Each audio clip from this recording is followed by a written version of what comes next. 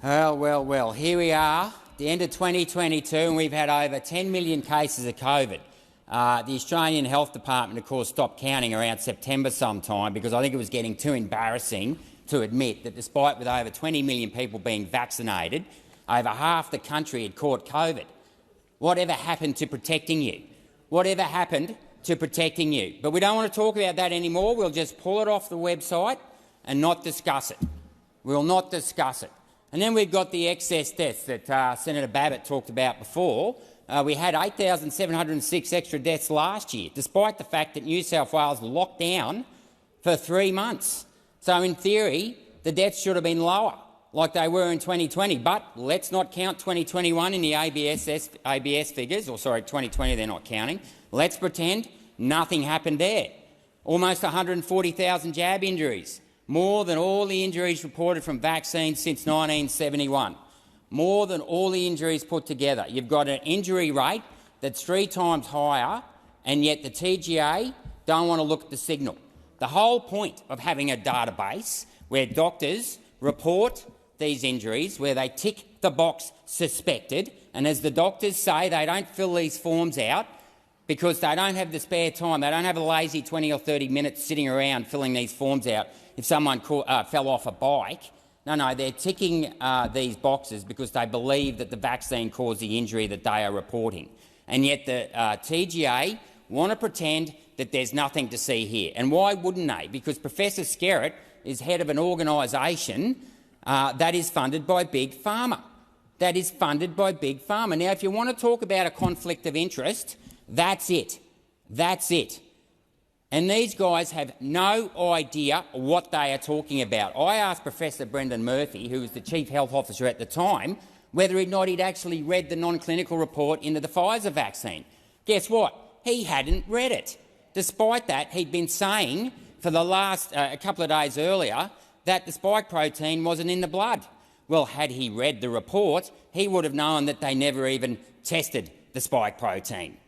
And they would have also known that when they did the animal trials, that the report said there was no difference in lung inflammation between the placebo group and the vaccinated group after 9 days. There was not one skerrick of evidence that showed that that vaccine was effective. But did anyone in this chamber right here, right now, actually read that report?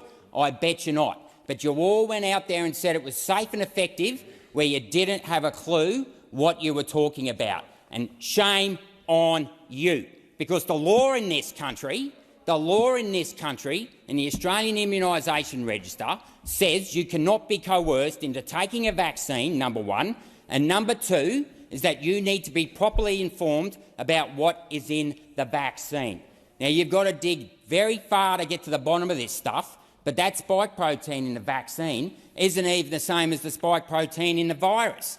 No. They've actually changed one of the nucleotides, and they've actually got a synthetic gene in the vaccine.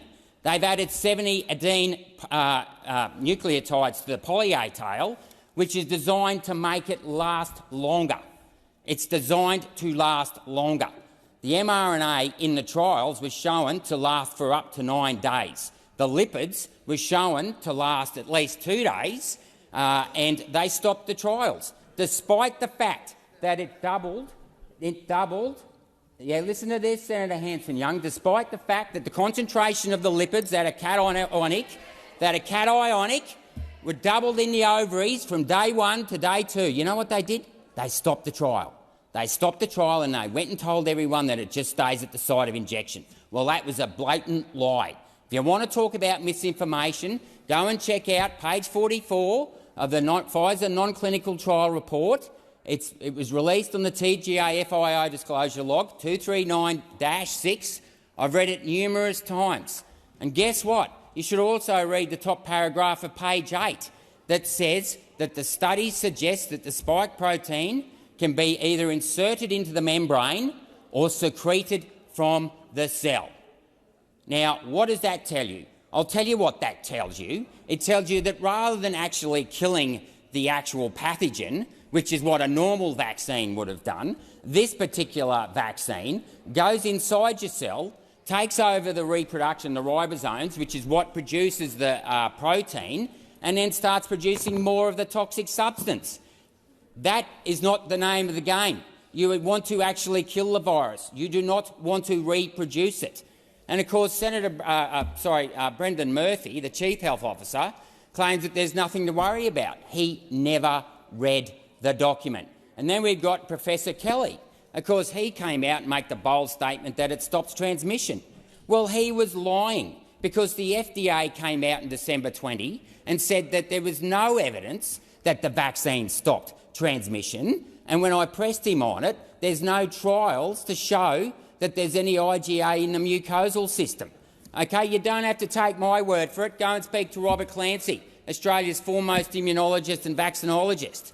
Okay, he's retired. You can trust this guy. He's not on the take from Big Pharma or the big universities that aren't actually interested in research. They're just interested in lining their own pockets.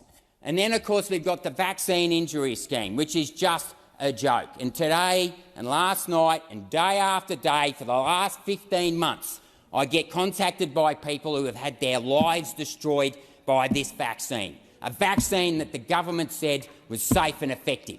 And if that isn't bad enough, that these people, and I'm looking at you people in this chamber here today, didn't read the documents, that took over someone else's body because it suited your narrative, your command and control narrative, you showed no humanity. No humanity. There are people out there that have not only injured, they have lost their jobs and they cannot get medical support to help them. There are husbands and wives of injured couples who've had to quit their jobs to stay home and look after those people who are being injured, are in incredible amount of pain. And the fact that you're interjecting Senator Hanson-Young just goes to show the type of person you are. How dare you come into this chamber? How dare you come into this chamber and start mocking the vaccine injured? Senator Waters, your point of order. Senator Rennick, please sit down. Order. Senator Waters. Point of order, reflecting on another senator as well as being odious and tedious. Not the second part. Senator Rennick, just withdraw it to the extent that you made an adverse inference. Well, the fact that the Greens party can sit in that corner over there and mock and laugh the vaccine injured. These people aren't anti-vaxxers. They believed what the government told them, as I did when I first came to this place. But I can tell you what, it's nothing but a cesspit of lies in this place. But the fact that the Greens party think that they can just sit there and mock the injured. These people believed in the government. You want to talk about trust and transparency? Oh, yep, there's Senator Walters again mocking, going, come on. Maybe you should pick up the phone. Maybe you people should pick up the phone and talk to some of these people who have been injured.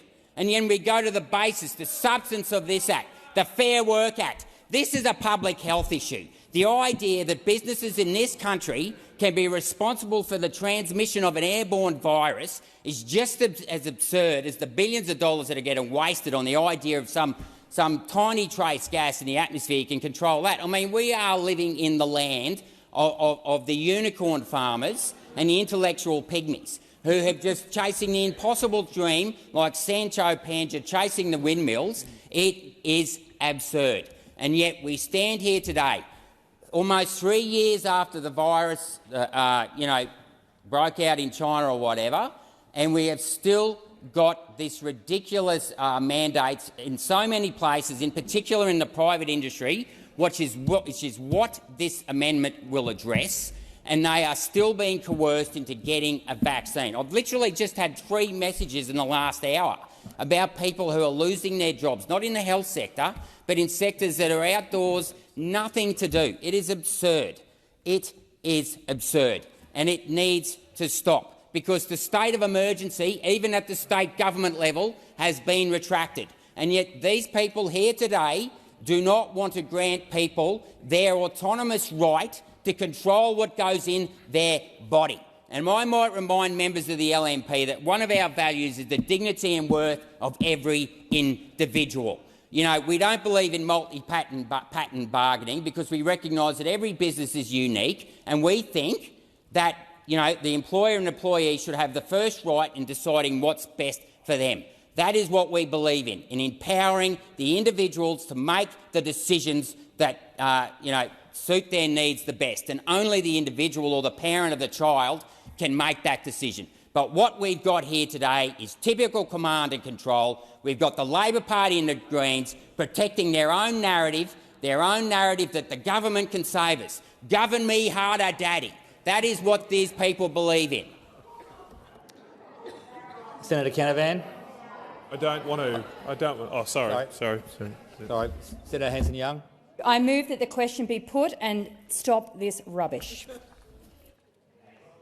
I'm going to put the question that the question be put. Those for the question say aye. Aye. Against no. I think the ayes have it. Is division required? Division is required. Bring the bills.